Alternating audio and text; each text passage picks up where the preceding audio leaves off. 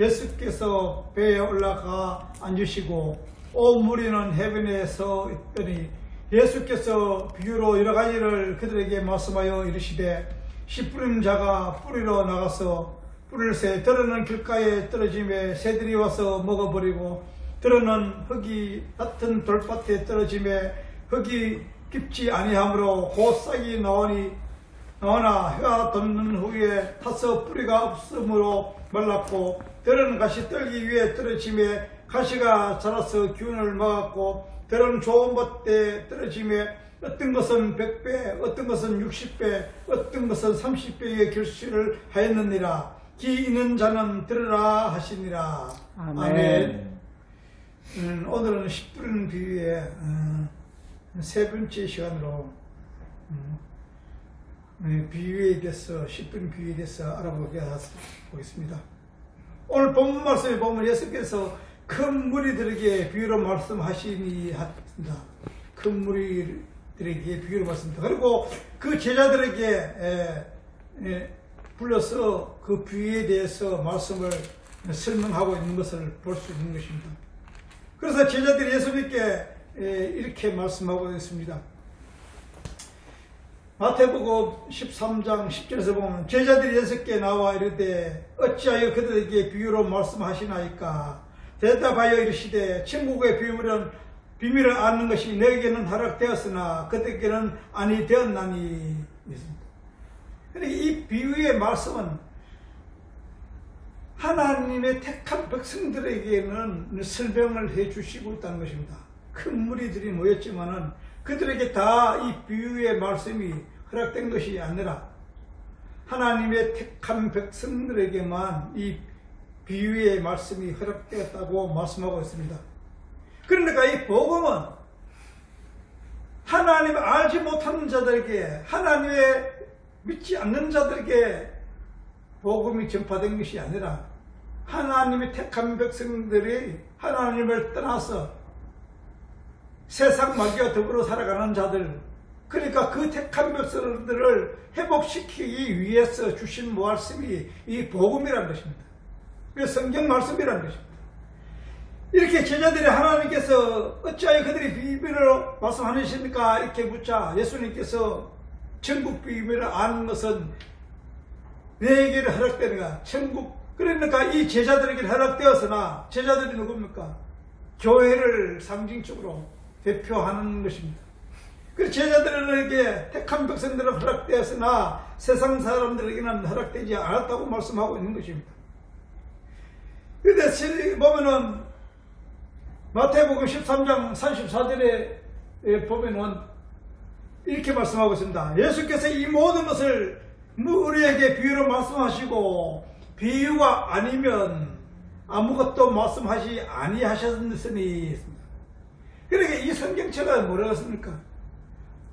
영적인 것, 세상적인 것이 아니라 하나님과 우리의 눈에 보이지 않는 하나님과 예수 그리스도를 구한 구원, 그리고 하늘나라에 대해서 기록된 것이 이 성경책인 것입니다. 그래서 이 성경책은, 모든 성경책은 뭡니까? 이 세상에 있는 하나님께서 창조하신 이 피조물을 가지고 보이지 않는 영적인 것을 설명하고 있다는 것입니다. 그러니까 이 성경책에 기록된 것은 예표, 또 상징적인 것, 비유적으로 모든 것을 기록하고 있다는 것입니다. 그러니까 그것을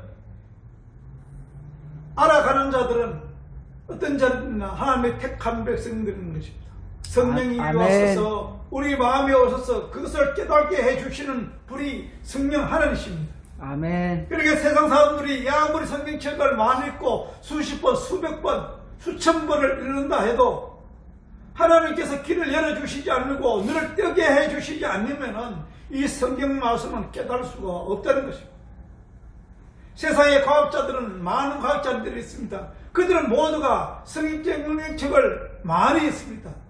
성경책을 읽고 거기서 이 세상에 있는 것, 하나님의 창조적인 것을 조금 있다가 발견해가서 그것을 논문으로 기록하고 하는 것이 이 과학자라는 것입니다.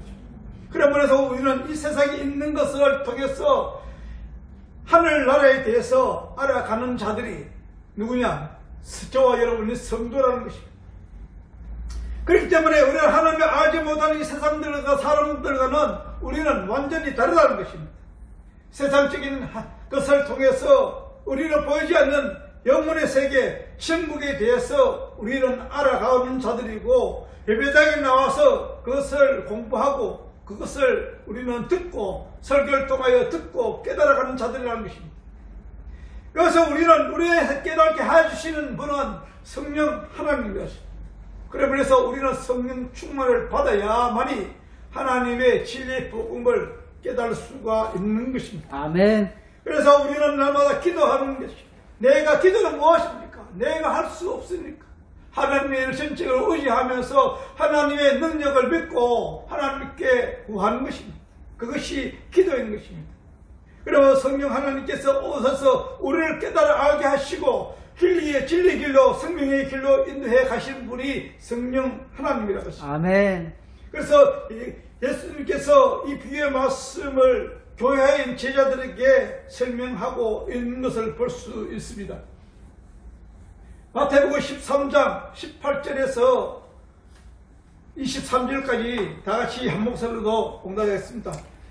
그런즉 씨 뿌리는 비유를 들으라. 아무나 천국 말씀을 듣고 깨닫지 못할 때에는 악한 자가 와서 그 말씀에 뿌려진 것을 빼앗나니 이는 곧 길가에 뿌려진 자요 돌밭에 뿌려졌다는 것은 말씀을 듣고 즉시 기쁨으로 받되 그 속에 뿌리가 없어서 잠시 견디다가 말씀으로 말미암아 환난이나 핍박이 일어날 때에는 곧 넘어지는 자요 가시들게 뿌려졌다는 것을 말씀을 들으니 세상의 염려와 재물의 유혹에 말씀을 결실하지 못하는 자요 좋은 땅에 뿌려졌다는 것은 말씀을 듣고 깨달은 자니 결실하여 어떤 것은 100배 어떤 것은 60배 어떤 것은 30배가 되느니라 하시더라. 아멘. 그런데 여기 보면은 4개가 나옵니다. 길가, 돌밭, 가시덩굴, 그리고 좋은 땅이 나오는 것이 등장하고 있습니다. 그런데 이것을 길가를 보겠습니다. 길가는 무슨 상태입니까? 하나님께 불순한 자들이 타락함으로 천국 말씀이 씨가 떨어지자 세상의 악한 것으로, 그러니까 하나님을 떠난 자들을 것입니다. 여기서 길가라는 것은 하나님의 자녀로서 살아가다가 하나님께 불순종하고 하나님을 떠난 자들, 이것을 갓길, 다른 길로 이렇게 표현하고 있을 것입니다. 그런데 이렇게 말씀의 씨가, 천국의 말씀의 씨가 떨어졌을 때 세상 안가운 것으로 가득함으로 해서 그들이 그 말씀을 깨닫지 못한 자를 말씀하고 있는 것입니다. 하나님을 떠나는 것은 세상 것을 추구하며 살아가는 자들, 세상 길로 가는 자들을 상태를 말씀하고 있는 것입니다. 그래서 창세기 19장 12절에서 14절을 보면 이렇게 말씀하고 있습니다. 그 사람들이 너에게 이르되 이 외에 내가 속한 자가 또 있느냐? 내 사위가 자녀가 성중에 내게 속한 자들을 다 성 밖으로 이끌어내라.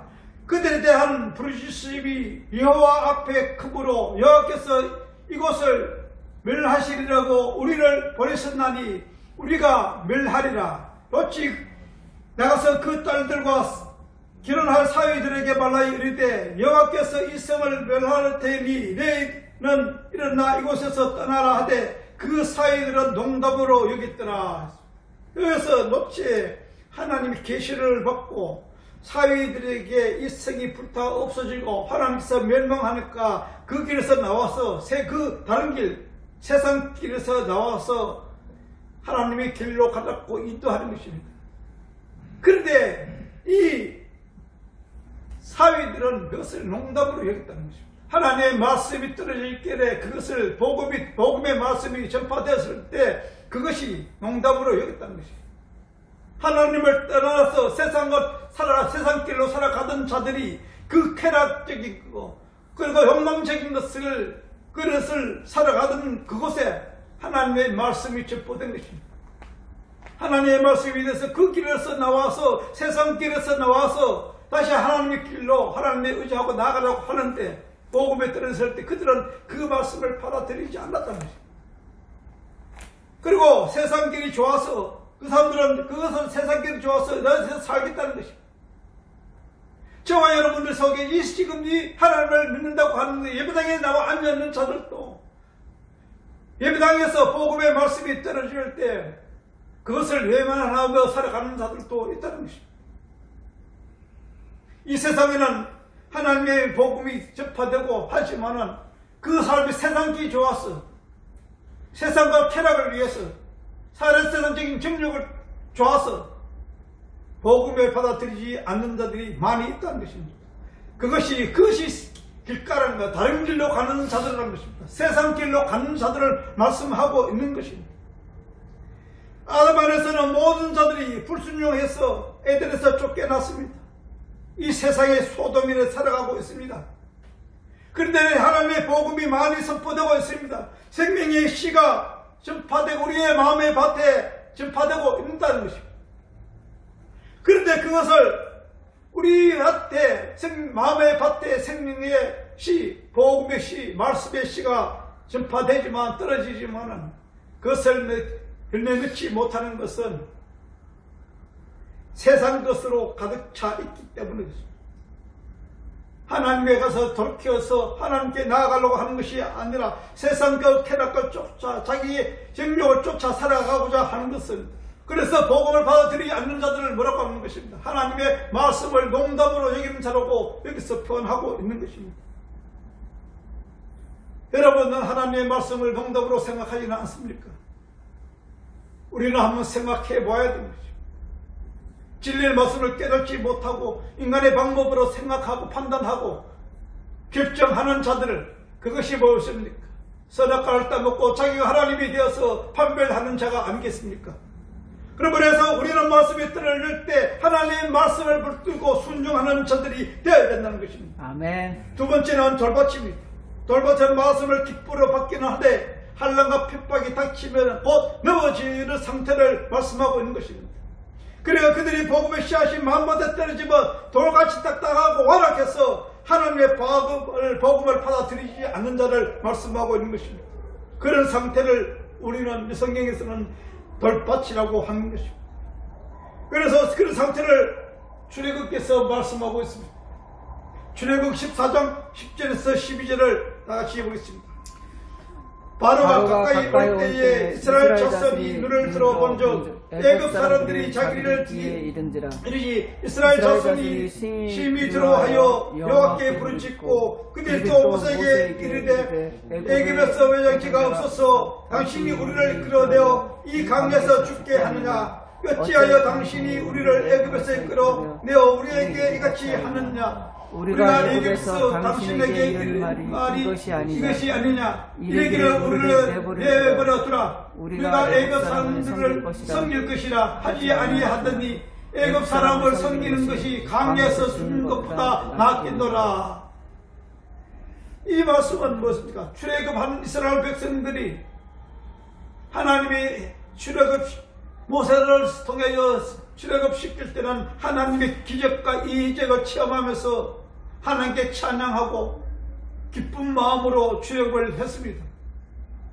그런데 이 애굽에서 나와서 로마 군병들이 애굽의 군대들이 이 이스라엘 백성을 쫓아오는 환난과 핍박이 쫓아오고 그럴 때 금방 그들은 뭔가 하나님을 원망하기 시작했던 것입니다.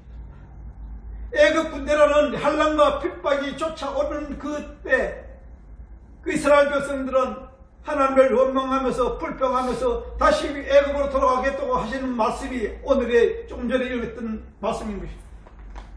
그들은 하나님의 기적과 이적을 보면서도 믿지 못했던 자들인 것입니다.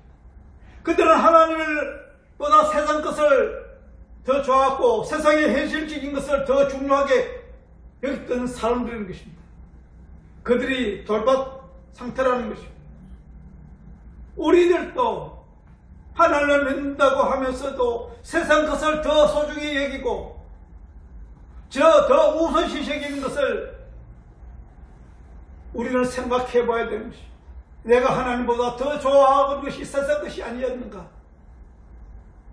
그리고 하나님보다는 세상 것을 우선적으로 하고 그것을 위하여 여러분들 일생을 살아가지는 않습니까? 우리의 마음밭에는 하나님의 말씀이 떨어질 때 우리는 그것을 순종해야 되는 것입니다. 하나님께서 여러분들에게 영적 체험을 하게 한 사람들도 있을 것이고 말씀을 통해서 하나님을 믿게 하시는 분도 있을 것입니다. 그러나 그것을 붙드십시오. 말씀을 붙드시기 바랍니다. 아멘. 이거는 가시적인 것이 아니라 영적인 문제일 것입니다. 세상적인 것을 더 중요시하고 세상 것을 바라보며 소망하고 살아가는 자들이 아니라 내 속에 있는 성령에 임하여 우리에게 주시는 은혜를 사모하시기 바랍니다. 아멘. 세 번째는 가시떨기입니다. 가시떨기는 세상의 염려와 재료와 유혹을 이기지 못하고 열매 맺지 못하는 하나님의 저주를 받은 죄인들의 상태를 말씀하고 있는 것입니다. 한마디로 말하면 하나님을 믿기를 믿는데 그들은 하나님을 목적으로 하는 것이 아니라 하나님으로부터 무언가를 얻어내기 위해서 하나님을 믿는 자들 상태를 말씀하고 있는 것입니다. 역사학에서 들어보면 역사학자들이 얘기하면 바벨론으로서 이전에는 한 건물 안에서 이스라엘 백성이 제단이 두 개가 있었다고 합니다. 하나는 하나님께 드리는 제단이었고 다른 하나는 하나님께 얻어내지 못한 이 세상 것을 얻어내기 위한 풍요의 신 바알께 드리는 제단이 있었다고 하는 것입니다. 그러니까 이스라엘은 하나님이 섬긴다고 하면서도 뭔가 세상의 돈과 명예를 섬겼다는 것입니다. 우리는 어떻습니까? 지금 저와 여러분은 어떻습니까? 하나님을 섬긴다고 하면서도 세상 것을 섬기지는 않은 것입니다. 돈과 명예를 더 중요시 여기고 그것을 쫓아가지는 않는 것입니까? 우리는 한번 생각해 보아야 되는 것입니다.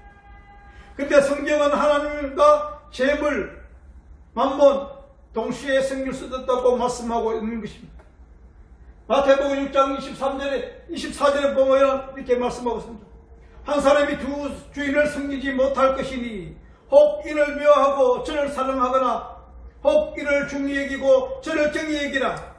너희가 하나님과 재물을 겸하여 섬기지 못하리라. 이렇게 두 주인을 섬기는 자들은 알곡과 가르지와 함께 자라고 있다는 것이 그것이 가시떨기를 말씀하고 있는 것입니다. 그런데 중요한 것은 이 세 가지의 길가 그리고 돌밭 가시떨기는 이 세 가지가 우리 속에 공존하고 있다는 것입니다.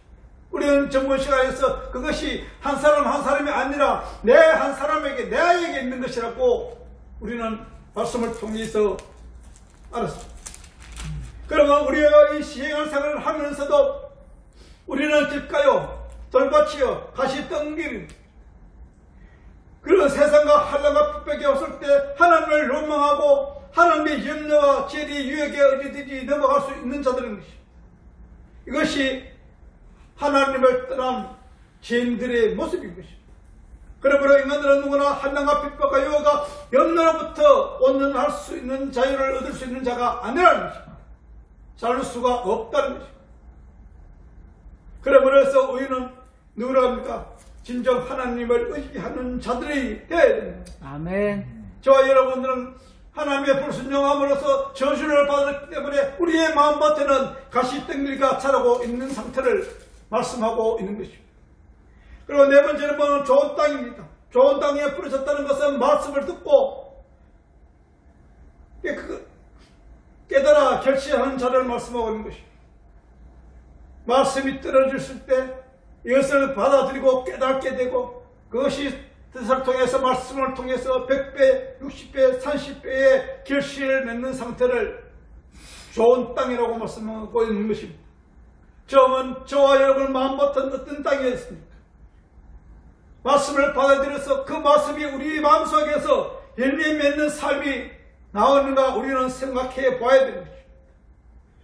그런데 그하고 가르치 비교해 보면은 에서 좋은 땅이 되었다 하더라도 좋은 밭에 마귀가 와서 가지를 뿌리고 간다고 말씀하고 있는 것입니다. 우리가 아무리 좋은 밭이라 할지라도 마귀 사탄 마귀가 와서 가라지를 뿌린다는 것입니다.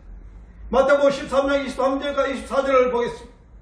예수께서 그들 앞에 또 비유를 들어 이르시되 천국은 좋은 씨를 제 밭에 뿌린 사람과 같으니 사람들이 잘 때에 그 원수가 와서 고시 가운데 가라지를 뿌리고 갔더니, 그러니까 우리가 아무리 좋은 밭이라 할지라도 무엇입니까? 좋은 밭이라 할지라도 가라지가 있는 밭은 좋은 밭이 될 수가 없는 것이죠.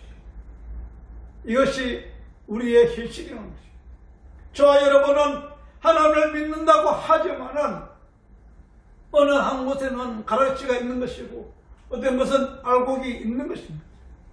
그러면 우리는 그것을 분별할 수 있는 자가 되어야 되는 것입니다. 스스로 우리는 그것을 판별하고 분별할 수가 없는 것입니다. 그래서 성령께서 오셔서 우리의 삶 속에서 그것을 인도하시고 그것을 말씀으로 우리에게 양육하고 있는 것입니다. 우리의 삶 속에 좋은 밭, 열매 맺는 밭, 그것이 좋은 밭이고 가라지가 있는 것은 어딥니까? 그것은 저주받은 밭이라는 것입니다. 그것이 우리 속에 악과 선이 같이 존재하고 있다는 것을 말씀하고 있는 것입니다. 그런데 하나님께서는 왜 가르침을 버리지 않고 우리 마음밭에 그것을 알곡과 가라지를 함께 자라게 하시는가 하는 것입니다. 마태복음 13장 23절에서 28절에서 30절을 다 같이 보겠습니다. 주인이 이르되 원수가 이렇게 하였구나. 종들이 말하되 그러면 우리가 가서 이것을 뽑기를 원하나이까? 주인이 이르되 가만두어라. 가라지를 뽑다가는 고시까지 뽑을까 염려하노라. 둘 다 추수할 때까지 함께 자르게 두어 주라. 주때가 내가 추수꾼들에게 말하기를 가라지는 먼저 거두어 불사르게 단으로 묶고 고식은 내 국간에 넣으라 하라. 아멘. 여기서 보면은 29절에 보면은 가만두어라는 단어가 나옵니다. 셀레고라는 이 단어는 허락하다, 용납하다, 용서한다는 뜻입니다. 그러니까 하나님께서 이 가라지를 허락하신 것은 성도들이 이 세상에 살아갈 때에 용납하고 용서하고 이것을 우리에게 허락하고 하신 것은 그것을 통해서 무엇인가 우리에게 깨닫게 하시기 위한 것이라는 것입니다. 그래서 그것이 이 가라지라는 것은 우리에게 주물에서 선과 악을 분별할 수 있도록 하나님께서 허락하신 하나의 소품인 것입니다. 그러면 우리가 진정한 하나님을 알아가기 위해서는 우리의 필요한 것이 이 가라지라는 것입니다. 하나님께서 함께 허락하시고 함께 자라게 하신 것은 우리 마음속에 선과 악을 통해서 선을 깨닫게 하시기 위한 것이라는 것입니다. 그래서 하나님께서는 우리의 성도를 좋은 밭이라 할지라도 하나님의 말씀이 입에서 길가밭 그리고 길가 돌밭 가시되기의 모습으로 그냥 두고 있다는 것입니다. 우리는 이 세상에서 살아가면서 이 육신을 배약된 세상에서 이 육신의 몸을 입고 살아가면서 그것을 깨닫게 하시고 그것을 통해서 하나님의 은혜를 깨닫게 하시기 위한 것이라는 것입니다. 그것이 복음인 것입니다. 저와 여러분은 그것이 하나님의 은혜를 깨닫는 게 어떤 것입니까? 가라지 같은 것이 우리 밭에 있어야 된다는 것입니다. 그것이 없이는 어떤 것이 가라지고 어떤 것이 알고시고 그것을 우리가 알지 못하기 때문에 세상적인 것으로 우리에게 허락하시고 그것을 통해서 진리를 깨달아 알아가기 위하여 하시는 말씀이 이 복음의 말씀입니다. 비유의 말씀인 것입니다. 밭에는 생명이 없습니다. 여러분 밭에 생명이 없습니다. 무엇으로 거기서 하나님의 씨가 생명의 씨앗이 있는 것입니다.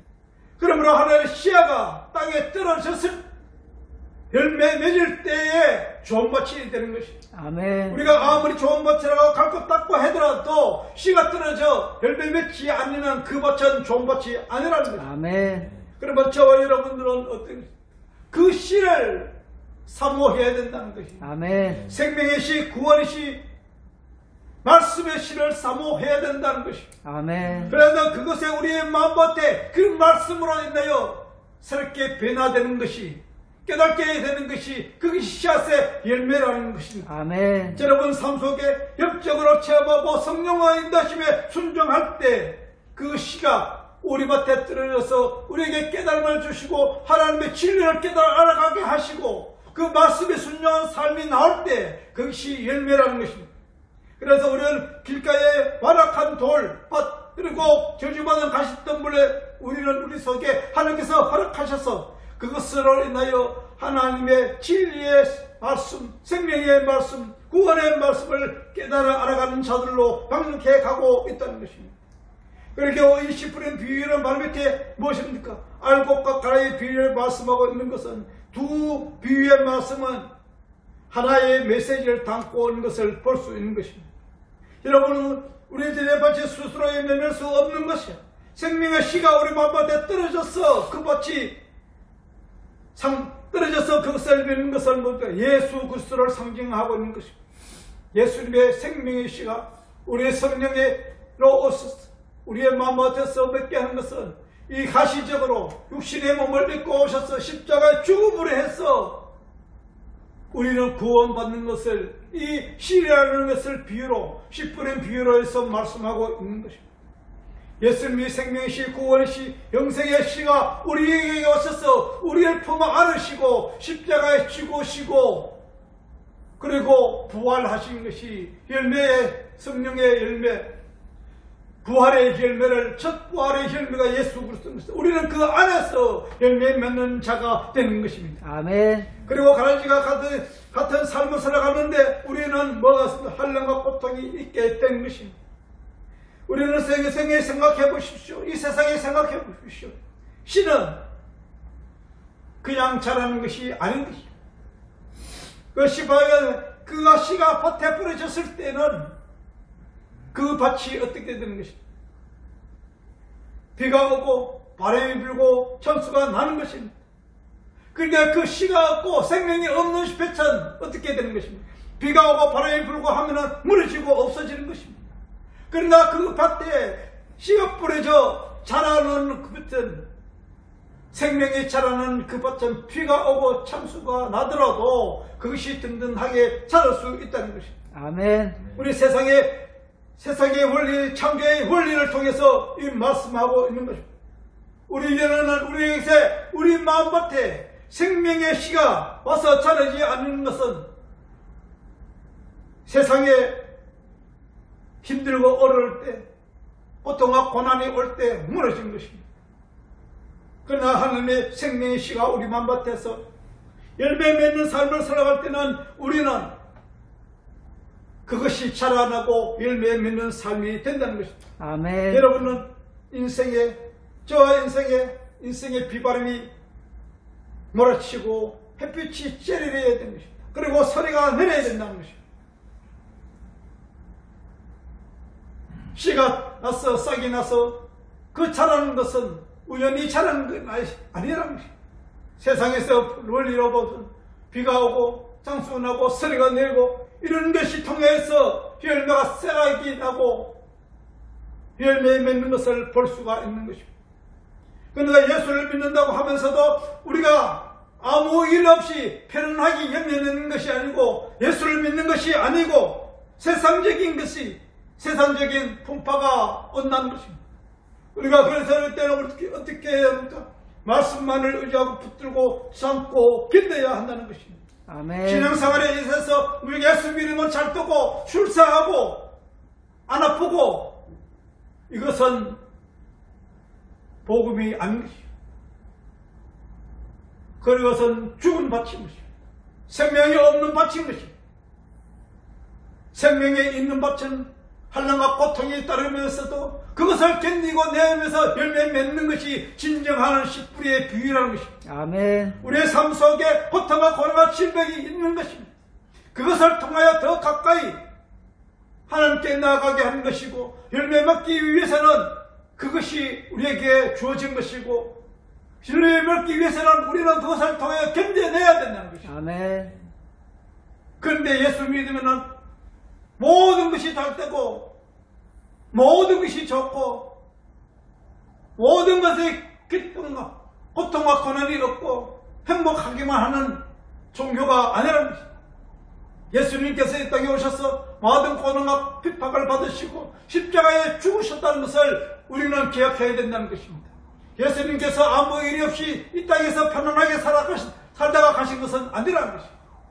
그러므로 해서 우리는 예수를 믿는다면 세상과 핍박과 고난과 질병이 우리에게 따를 수밖에 없는 것이고 우리 삶 속에 그것이 있어야 열매 맺는 자가 된다는 것을 말씀하고 있는 것입니다. 아멘. 요한복음 12장 24절에서 26절을 다같이 보겠습니다. 내가 진실로 진실로 내게 이르노니 하늘의 밀알이 땅에 떨어져 죽지 아니하며 하늘 그대로 있고 죽으면 많은 열매를 맺느니라. 자기의 생명을 사랑하는 자는 이를 버릴 것이요 이 세상에서 자기의 생명을 미워하는 자는 영생하도록 보존하리라. 사람이 나를 섬기려면 나를 따르라. 나 있는 곳에 나를 섬기는 자도 거기 있으리니 사람이 나를 섬기며 내 아버지께서 그를 희히 여기시리라. 여러분 어떻게 생각하십니까? 나는 왜 예수를 믿고 있는데 여전히 이 아프고 괴롭고 피곤하고 슬픈가 이렇게 생각해 보지는 않았습니까? 예수 믿는다는 것이 그런 것을 없어지는 것이 아니라는 것입니다. 예수 믿는 것은 영적으로 변화되는 것을 말씀하고 있는 것입니다. 그것이 설명하기 위해서 우리 육적으로도 변화가 오는 것입니다. 기적과 이사가 일어나는 것입니다. 기대의 응답, 신의의 은사, 모든 것을 우리의 삶 속에서 가시적으로도 보여주시는 것입니다. 보이지 않는 영적인 것이 구원의 확실히 주어질 때 우리의 삶 속에서는 가시적인 육적인 변화도 일어난다는 것을 우리는 깨달아야 되는 것입니다. 그런데 우리의 삶 속에 그런 것이 없으면 성령의 열매가 맺혀지지 않는 선 가짜라는 것입니다. 우리 마음밭에 하늘의 씨앗이 떨어져서 싹이 나고 열매 맺는 것이 없기 때문이라는 것입니다. 그래서 우리는 전적으로 주님을 의지해야 되는 것입니다. 하늘의 밀알이 떨어져 죽지 않으면 열매 맺을 수 없다는 것처럼 예수 그리스도의 이 땅에 오셔서 십자가에 우리를 품어 안으시고 죽으시고 죽지 않으면 부활이 없다는 것을 이 씨 뿌리는 비유에서 말씀하고 있는 것입니다. 예수 그리스도께서 죽으시고 부활하셨습니다. 우리는 그것을 믿는 것입니다. 그리고 우리의 삶 속에서 나 자아를 말마다 죽는 것입니다. 내 육적으로 죽고 영적으로 다시 다는 거듭나는 삶을 살아가는 자들이 성도라는 것입니다. 그래서 여러분 삶 속에서 내 자신의 능력과 세상의 힘으로 내 자신을 구원하여 이르는 것이 아니라 성령 하나님의 말씀의 씨앗으로 우리는 우리의 삶이 변화되는 것입니다. 내가 할 수 있는 것은 아무것도 없습니다. 내가 예수 그리스도 안에서 죽는 것입니다. 내가 죽고 예수 그리스도로 거듭나는 것을 말씀하고 있는 것입니다. 그래서 우리는 예수 그리스도가 열매 맺는 자들이 되는 것입니다. 그러면서 당신의 밭, 우리의 밭, 하나님의 밭, 이것을 뭡니까? 하나가 되어야 되는 것입니다. 이것이 현답이라는 것입니다. 예수 그리스도가 나에게 오셨어. 성령이 나에게 오셔서 나의 마음밭에 아버지께 심겨졌을 때 우리는 열매 맺는 자가 되었다는 것입니다. 아멘. 하나님께서는 지금도 우리를 위하여서 지금 우리 마음밭에 와 계시는 것이고 우리를 인도해 가시는 것입니다. 그리고 우리가 무엇을 할 수 있는 것이 아니라는 것입니다. 출애굽기 14장 14절을 보시다. 여호와께서 너를 위하여 싸우리니 너는 가만히 있을지니라. 우리가 할 수 있는 것은 아무것도 없습니다. 우리는 무엇입니까? 뒷거리입니다. 흙입니다. 쓰레기인 것이 생명 없습니다. 그런데 뭐가 하늘 선악과를 따먹고 자기가 하나님이 돼서 자기가 무엇을 구원을 이루어가기 위해서 획기적인 것, 그리고 바벨탑을 쌓고 에노삭을 쌓고 먼 것을 이루어가기 위해 하는 자들이 고기 씨박이 새끼들. 여러분 생각해 보십시오. 우리의 밭에는 생명이 없습니다. 생명은 씨가 있는 것입니다. 우리 속의 마음밭에 생명의 씨가 떨어져서 열매를 맺을 때 우리는 좋은 밭이 될 수 있는 것입니다. 아멘. 그러면서 우리는 아무것도 할 수 없다는 것을 깨달아 주시고, 여기서 분명히 말씀드립니다. 우리를 위하여 하나님께서 싸우시겠다는 것이고, 우리를 위하여 일하시겠다는 것입니다. 우리는 예수 그리스도 안에 전적으로 주님만 의지하고 은혜에 감사하는 삶을 살아갈 때 전적으로 의지하면서 감사에 하는 삶을 살아가는 것이 우리의 성도들의 삶이라는 것입니다. 그것을 가르치기 위해서 예수님께서 오신 것이고, 우리를 포망 안에 십자가에 죽으시고 부활하신 것입니다. 우리 안에는 성령님이 계십니다. 우리가 성령님께서 일하시게 하시는 것입니다. 내가 하는 것이 아니라는 것입니다. 그러니까 우리는 전적으로 우리의 행위와 우리의 노력으로 우리의 지식과 지혜가 아니라 하나님이 전적으로 의지하고 나아가는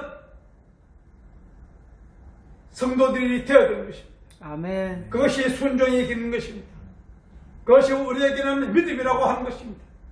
그러므로 우리는 전적으로 하나님만 의지하며 나아갈 때 승리하는 자가 되는 것입니다. 아멘. 그리고 자신의 부인하고 십자가의 삶을 살아가는 자, 그 자들이 하나님을 기뻐하는 자들이고 하나님께 아래서 유일하게 열매 맺는 자들이라는 것입니다. 저 여러분, 주님만 의지하며 내 안에 성령 하나님의 성령의 열매가 맺을수록 모두 전적으로 하나님을 의지하며 승리하는 자가 되시기를 축원합니다. 아멘. 기도하겠습니다. 살아계신